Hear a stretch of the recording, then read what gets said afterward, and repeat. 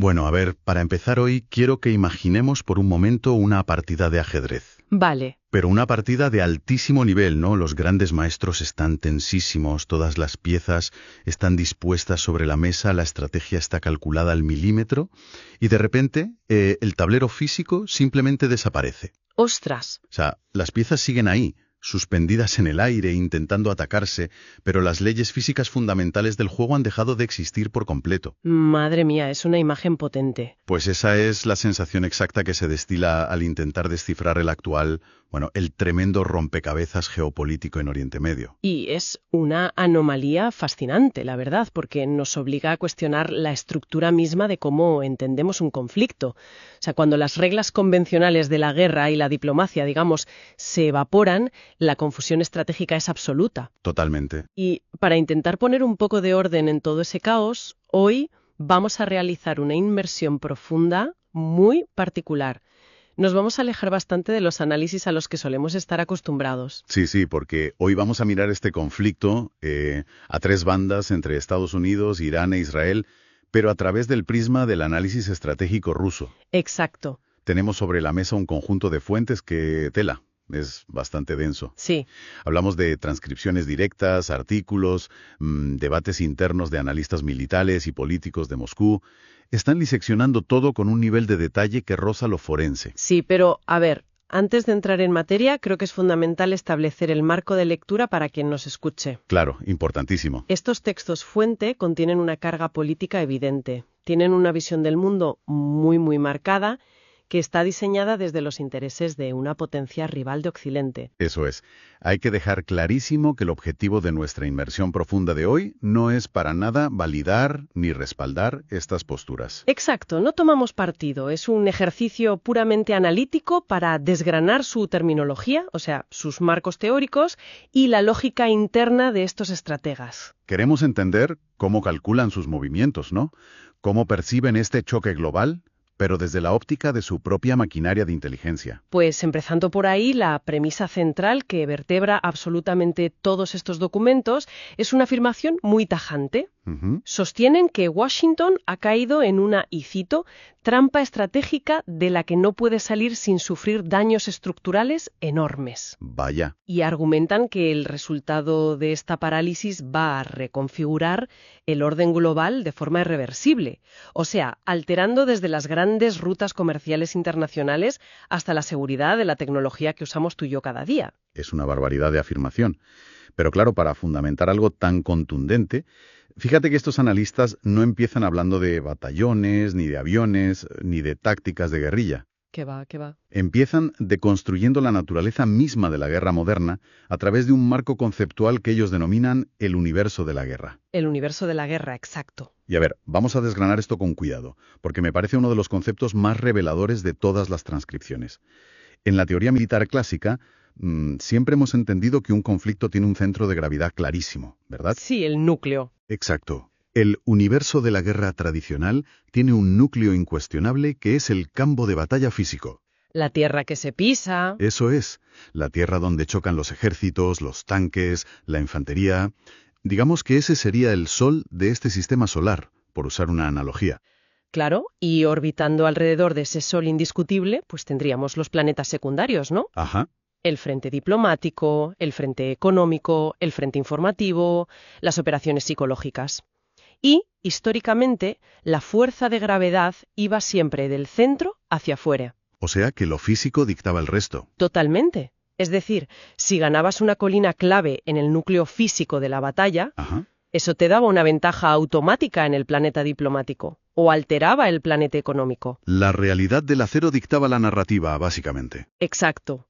Pero, y aquí viene el giro, la tesis que plantean estos estrategas rusos es que esa gravedad se ha invertido por completo en los conflictos del siglo XXI. Se ha dado la vuelta. Sí, y en las fuentes utilizan un ejemplo muy, muy concreto para ilustrar esto, que es lo ocurrido en la ciudad de Bucha durante la guerra en Ucrania.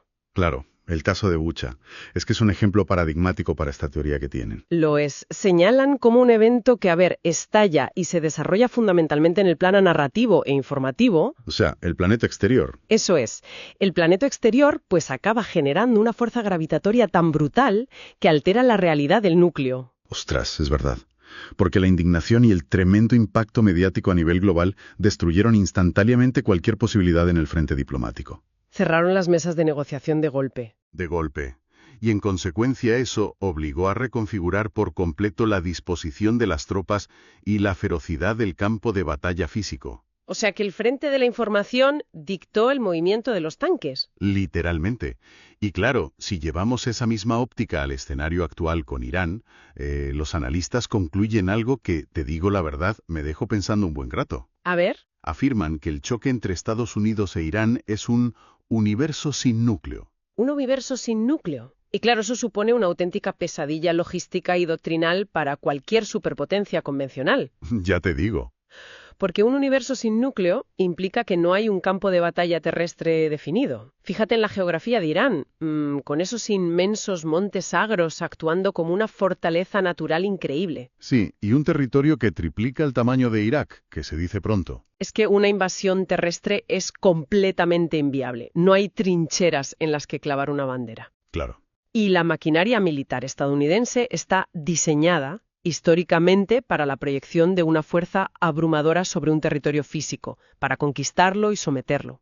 Pero claro, si no tienes un terreno que conquistar de esa forma, la disuasión tradicional pues se desmorona. Lógicamente. Según un analista ruso que citan constantemente en los textos, Zhivkov, aquí es exactamente donde las mandíbulas de esta trampa militar se cierran sobre Washington. Ajá. Porque, a ver, si descartamos la invasión terrestre porque el coste en vidas y en recursos sería insoportable para la opinión pública estadounidense, ¿qué le queda a la superpotencia? Los ataques aéreos. Exacto. Pero las fuentes recalcan que las campañas aéreas masivas no han logrado neutralizar las densísimas defensas antiaéreas iraníes. Que además llevan décadas preparándose exactamente para este escenario. No es algo improvisado. Para nada. Y el análisis, fíjate, va un paso más allá en cuanto a la vulnerabilidad naval.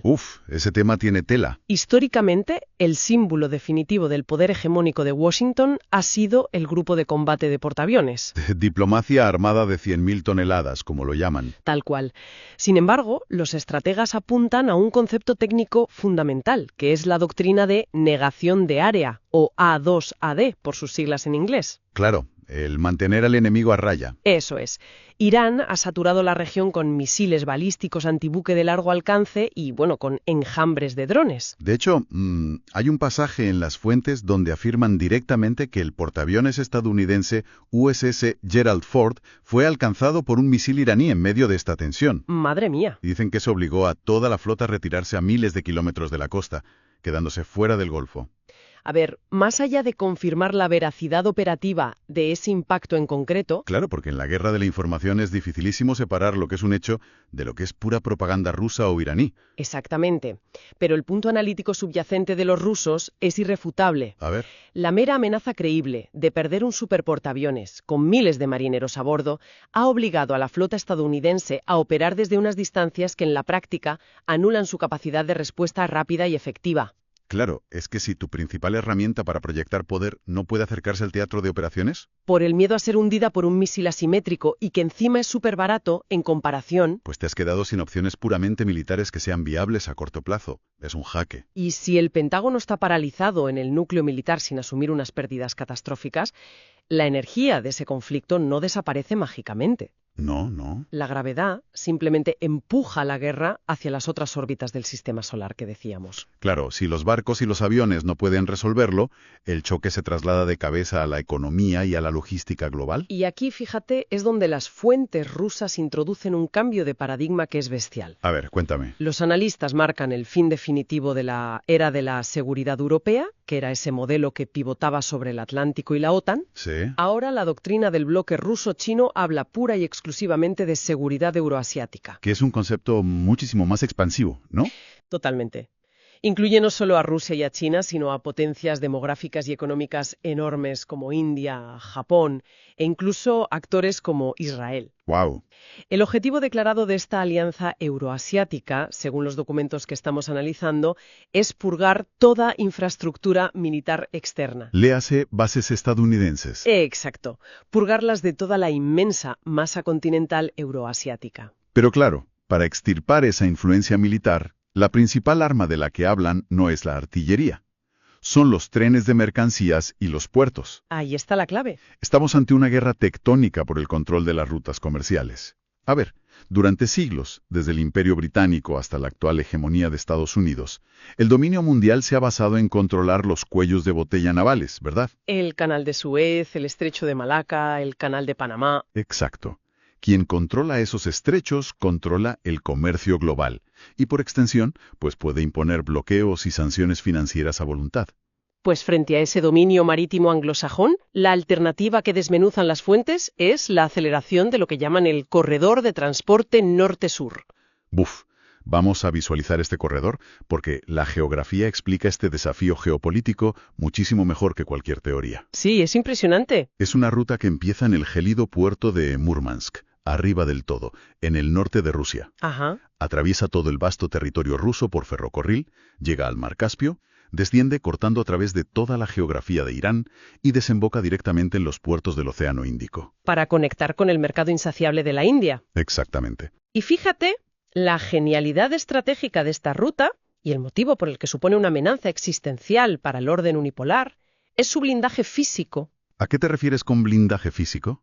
Pues que al combinar vías férreas, terrestres y el tránsito naval por el Mar Caspio, que, ojo, es un cuerpo de agua completamente cerrado a armadas extranjeras. Claro, ahí no puede entrar nadie que no sea de la zona. Exacto. Están creando una arteria circulatoria cerrada. Los submarinos nucleares o los portaaviones de la flota estadounidense no tienen forma física de interceptar el comercio que fluye por este corredor.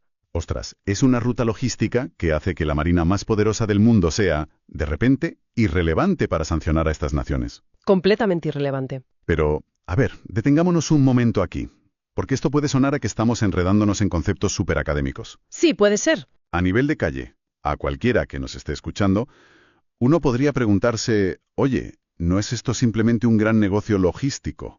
O sea, ¿no se trata en el fondo de una competencia puramente comercial para ver quién vende más barriles de petróleo o quién mueve el transporte de forma más barata y se enriquece más en Asia?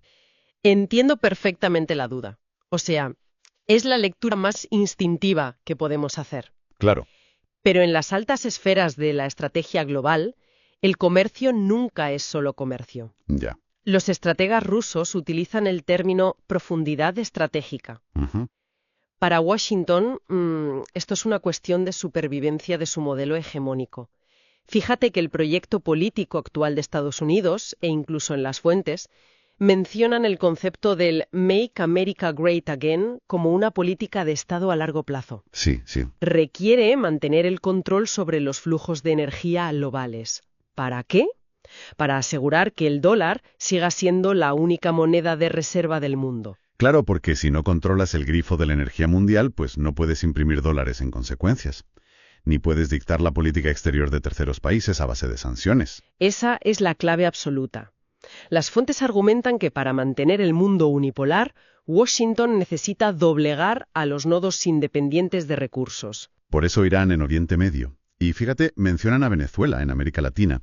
Son objetivos estructurales, no coyunturales. Exacto. Si el bloque euroasiático logra consolidar este corredor logístico independiente que decíamos y empieza a comerciar su inmensa riqueza energética en monedas locales, O en sistemas financieros alternativos. pues el andamiaje entero del sistema de sanciones estadounidenses colapsa de la noche a la mañana. Madre mía. Así que la construcción de trenes y puertos en el Caspio es, de facto, pues la continuación de la guerra asimétrica. Así lo ven ellos. Vale, entiendo la vulnerabilidad militar y entiendo el tremendo pulso económico.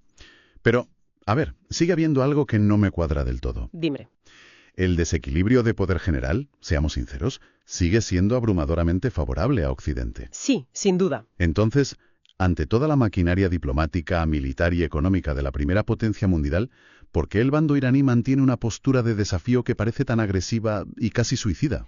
Bueno, la respuesta que dan los analistas rusos a eso es quizás la parte más perturbadora de todas las transcripciones. ¿Por qué? Porque aborda la doctrina psicológica profunda. Uf, Subrayan un choque diametral de visiones del mundo, que, o sea, rompe cualquier modelo matemático. En Occidente, y concretamente en los juegos de guerra del Pentágono, las estrategias de disuasión siempre se basan en la teoría de juegos, con actores racionales. claro, el cálculo de riesgos. Eso es.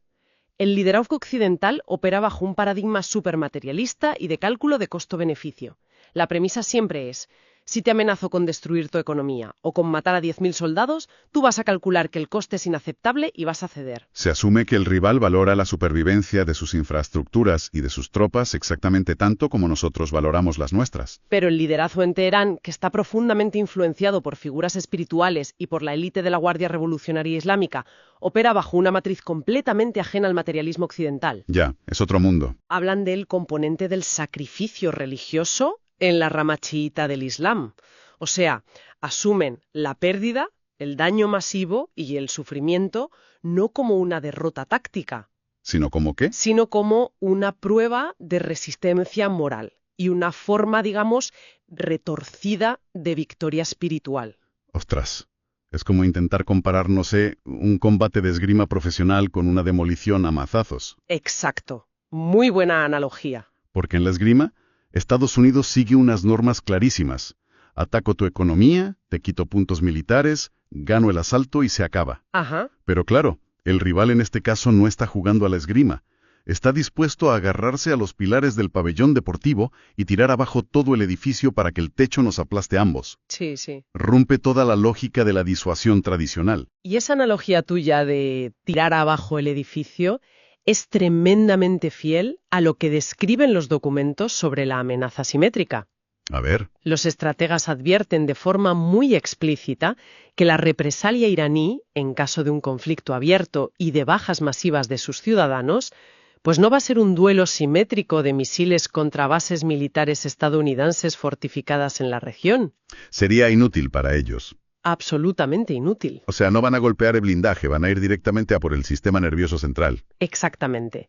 Las fuentes señalan que la Guardia Revolucionaria ha advertido con atacar infraestructuras tecnológicas y corporaciones civiles de alcance global. ¡Qué barbaridad! Y supongo que no hablan en abstracto. No. Mencionan específicamente objetivos como las redes corporativas de Microsoft o las cadenas de suministro de gigantes aeronáuticos como Boeing. Madre mía, es que es una evolución aterradora de la guerra moderna. Lo es. Convertir nodos civiles corporativos en blancos militares primarios para generar disuasión es cruzar una línea roja monumental, ¿sabes? Ya lo creo. Imagina el impacto. Si logran lanzar ciberataques paralizantes a gran escala o sabotajes físicos mediante células encubiertas que interrumpan el funcionamiento de los servidores de Microsoft, O que detengan la producción de aviones en Occidente, claro.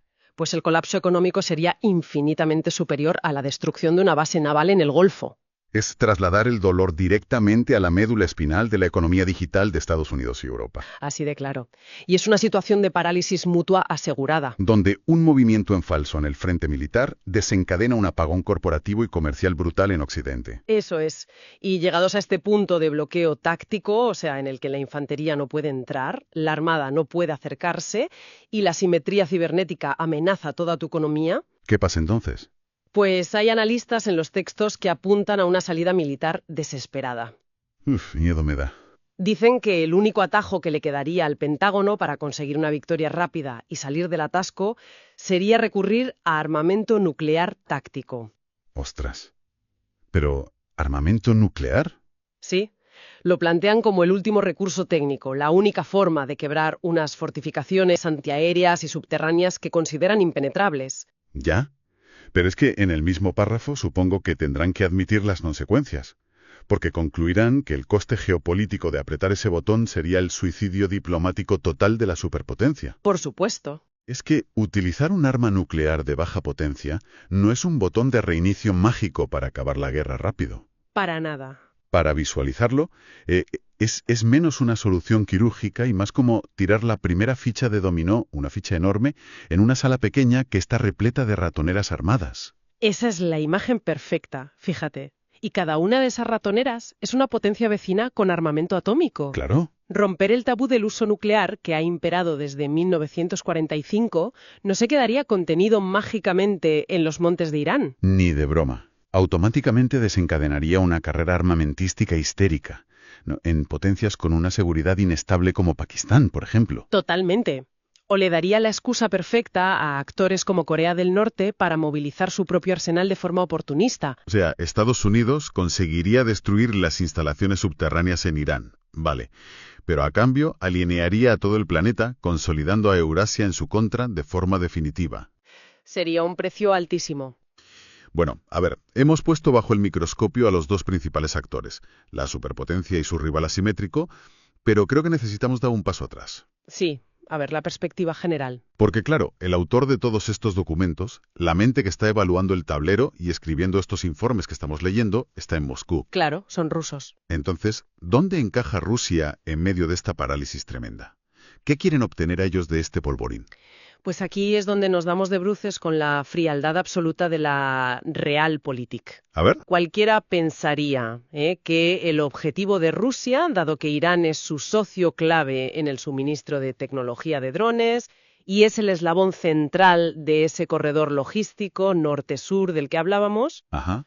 pues que su objetivo sería apoyar una victoria total y aplastante de Teherán sobre Washington. Hombre, sería lo lógico. Reforzar a tu aliado principal en la región hasta que domine todo el terreno.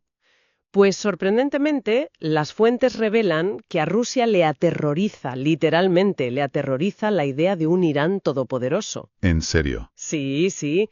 En el ajedrez a largo plazo de las grandes potencias, las alianzas no existen por simpatía o por pura ideología, existen por conveniencia momentánea. Ya, pura estrategia. La doctrina realista dicta que debes calcular tus relaciones basándote en la distribución global del poder a 50 o 100 años vista. Claro, y si Irán consigue expulsar a Estados Unidos y obtiene una victoria incontestable, se convierte de repente en el macho alfa de la región. Exactamente. Se convierte en un nuevo poder hegemónico que controlaría el Golfo Pérsico entero y, por lo tanto, el flujo mundial de hidrocarburos. Imagínate. Y Rusia, que es una potencia exportadora de energía, pues pasaría a depender de las decisiones estratégicas de un Teherán intocable. O sea, un mal negocio para Moscú, clarísimamente. Un pésimo negocio. El objetivo ideal, o sea, el equilibrio soñado por el Kremlin, es un escenario donde Estados Unidos sufra lo que ellos llaman en los textos una derrota estratégica. Ajá. Quieren que Washington pierda su aura de imperio invencible, ¿sabes? Y que se vea degradado a la categoría de potencia normal. Potencia normal. Sí, es decir, un país que ya no puede dictar las reglas del sistema financiero global a placer, sino que se ve obligado a sentarse en la mesa y negociar sus intereses de tú a tú en un mundo que ya es multipolar. Entiendo. O sea, quieren desangrar al gigante, pero a la vez mantener a su aliado a raya. Exactamente. La aspiración rusa es un Oriente Medio dominado por un empate técnico permanente. Un equilibrio de fuerzas agotador. Muy tenso, sí, donde potencias regionales como Irán, Turquía, Arabia Saudita, Egipto e Israel estén lo suficientemente equilibradas y desgastadas como para que ninguna, absolutamente ninguna, logre la hegemonía. ¡Qué maquiavélico! Y en medio de esa olla a presión de tensiones infinitas, pues Rusia se erige como el mediador indispensable. El árbitro. El único actor capaz de hablar con todos los bandos, de vender armas a unos, comprar tecnología a otros y garantizar encima la seguridad energética china. Claro, el negocio perfecto. Y oye, hay un término muy específico que usan en los documentos para describir cómo lograr este desgaste continuado sin implicarse directamente. Sí. Hablan de forzar la israelización del conflicto. ¿A qué se refieren exactamente con esta doctrina? Pues mira, para captar el concepto en toda su dimensión, los analistas rusos hacen un puente histórico con la doctrina de la vietnamización que fue diseñada por la administración Nixon en los años 70. Vale. Durante la guerra de Vietnam, Estados Unidos comprendió que el coste en vidas de sus propios soldados y el tremendo desgaste político interno que tenían eran insostenibles. Pues las protestas, todo aquello. Claro. Entonces, su salida estratégica fue retirar a las tropas estadounidenses del núcleo del campo de batalla. Ajá. Y a cambio, lo que hicieron fue armar, entrenar y financiar masivamente al ejército de Vietnam del Sur. Para que fueran ellos los que libraran y absorbieran toda la brutalidad de la guerra civil. O sea, delegaron la violencia en el actor local. Exacto. Dejaron que el aliado local pusiera los muertos mientras ellos ponían el armamento desde la distancia. Entiendo. Entonces, ¿aplicar eso a la situación actual en Oriente Medio implica una retirada estratégica? Tal cual.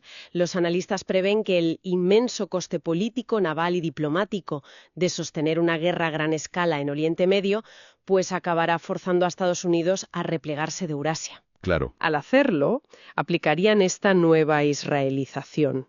Es decir, dejarían a Israel física y geográficamente solo, asumiendo la inmensa carga militar de contener a un Irán muy crecido y a toda su red de milicias en múltiples frentes. O sea, Washington mandaría portaaviones llenos de armamento, mandaría inteligencia satelital y dinero. Pero se negaría rotundamente a involucrar sus propias tropas terrestres o aéreas de forma directa en el combate prolongado. Ya. Pero a ver, dejar a tu aliado histórico más importante en la región, soportando él solo, todo el fuego enemigo, ostras, eso enviaría una onda de shock a todos los demás aliados de Washington en el mundo. Es que esa es la cuestión. Desde Japón hasta los miembros de la OTAN. Y esa es precisamente la victoria estructural que busca Rusia. Claro. Si Washington demuestra que su paraguas de seguridad tiene límites, que llega un punto en el que el imperio decide replegarse y dejarte solo ante la tormenta asimétrica.